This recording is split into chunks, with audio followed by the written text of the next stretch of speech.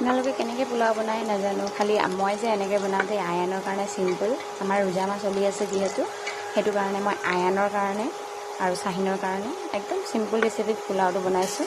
চব কেনেকৈ বনাইছোঁ আৰু আপোনালোকে কেনেকৈ বনায় প্লিজ জনাব। মই যে একদম চিম্পল, একো নিদিওঁ ইয়াত। পিঁয়াজ আপোনাৰ ৰিফাইন দিলোঁ, পিঁয়াজ দিলোঁ আৰু এতিয়া ৰঙা কৰি লওঁ পিঁয়াজটো অকণমান। তাৰপিছত আদা নহৰুৰ পেষ্ট দিম, তাৰপিছত চাউলখিনি দি নিমখখিনি দি বাছ চাউলটো ভাজি পানীখিনি দি দিম, বাছ ইমানটোৱে। ইয়াত বাকী একো আমাৰ আয়ানে যে একো এটা মছলা ভাল নাপায়, সেইটো কাৰণে বেলেগ একো দিয়া নহয়। দেখিব পাৰিছে পিঁয়াজটো ৰঙা হৈ গ'ল। এতিয়া দিলোঁ আদা নহৰুৰ পেষ্ট, দি দিলোঁ। তাৰপিছত এতিয়া অকণমান দেৰি ভাজিম।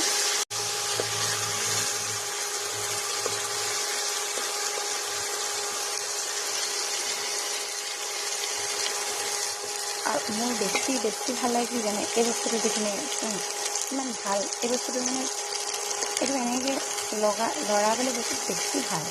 বেলেগ চামুচ ইমান মাত দিয়ে, এইটো কিন্তু সেনেকৈ নহয় দেই, খুব ভাল বস্তুটো। দেখিব পাৰিছে মই ফ্লিপকাৰ্টত মঙাইছিলোঁ, এনেকুৱা কেইবাটাও আছে।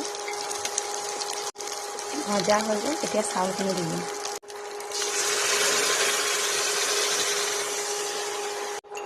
চাউলখিনি দিয়া হৈ গ'ল, এতিয়া তাৰ জোখৰ অকণমান নিমখ দি দিম, যিমানটো আপুনি খায় যেনেকুৱা হিচাপত আপোনালোকে তেনেকৈ দি কিনে এতিয়া চাউলখিনি ভালকৈ মিক্স কৰি দিম।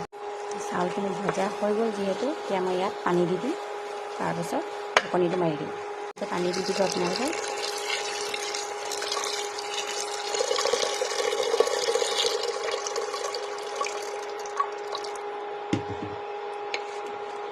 হৈ গ'ল মোৰ।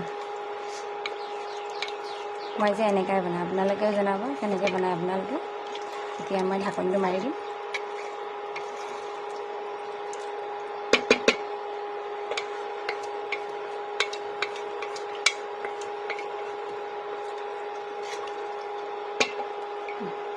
আৰু মাৰি দিলোঁ, এতিয়া ঢাকনিটো মাৰি দিলোঁ। এতিয়া আৰু 5 মিনিট ৰখিম, মোৰ পোলাও ৰেডি।